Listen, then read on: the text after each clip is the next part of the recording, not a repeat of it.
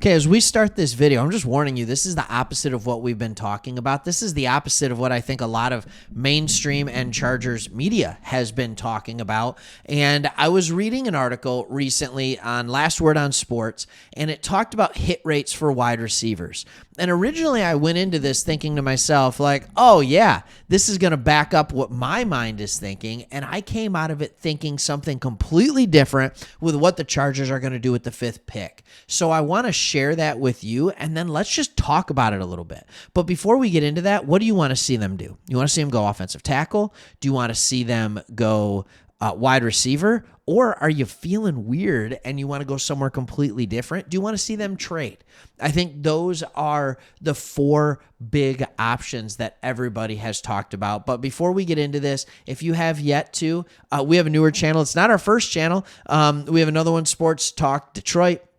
But we followed this man, Jim Harbaugh, to the West Coast, to the powder blues of LA with the Chargers, formerly San Diego. And it has been an easy connection. We get these franchises. These are 2 franchises that have been down on their luck. It's been hard for the fan bases of these franchises, but we want to be your go-to place for Chargers football and insights and analysis. So please, if you want an unbiased opinion, hit that subscribe button. We're on our way to 5,000 subs to help legitimize us. All right, so let's talk about what I like to call hit rates. What is a hit rate? In other words, it is how many players end up being good players depending on where they're drafted. So we're going to start with day 3 receivers, and I promise I have a good place that I'm going with all of this.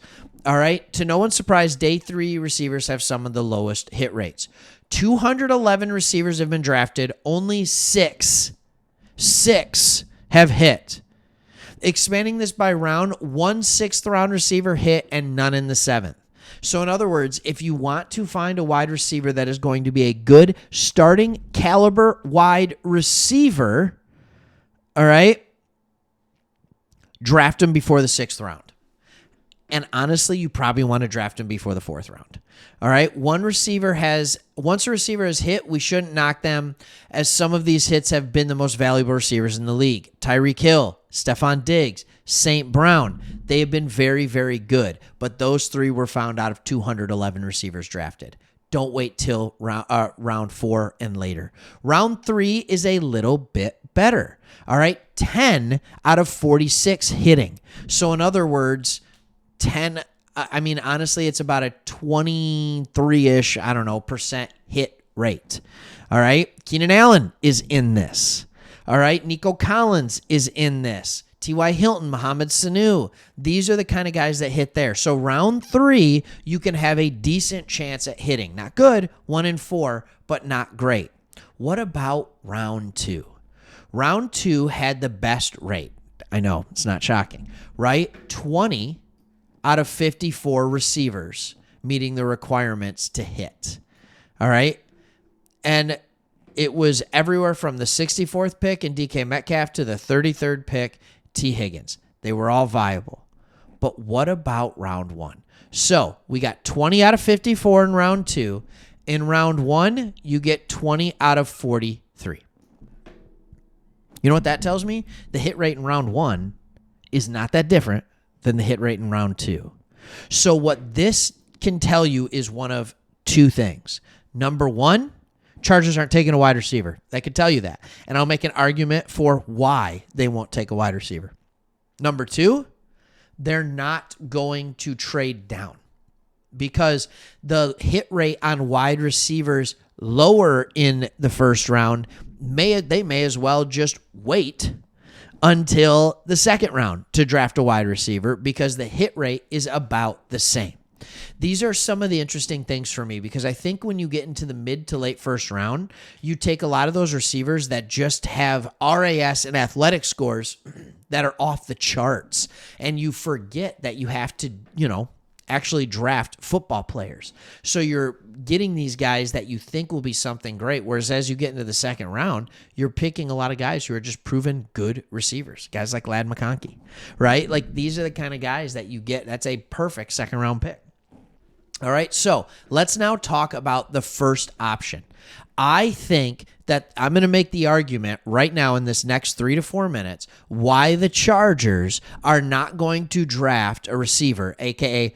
Malik Neighbors. If Marvin Harrison Jr. is there, they're going to take him, right? But why they're not going to take a wide receiver with the 5th pick.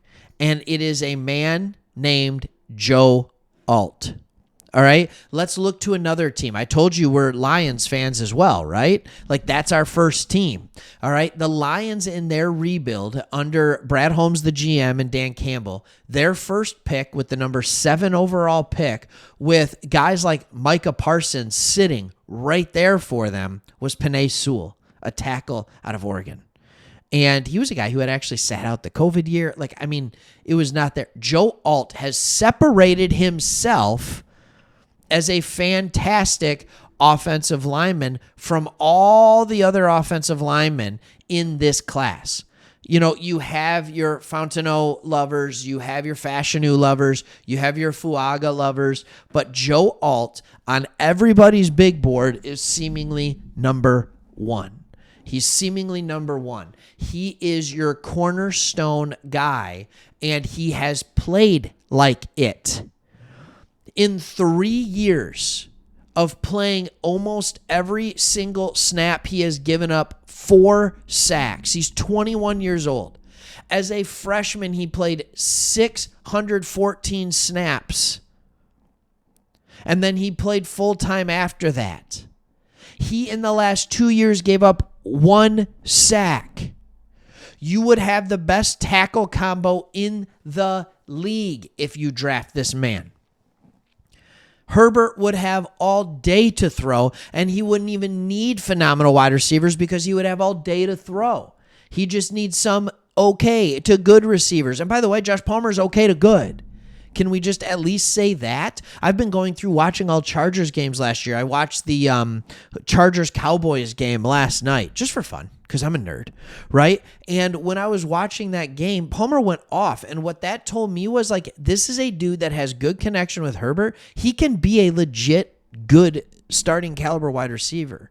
We act like they don't have any. Like, they do.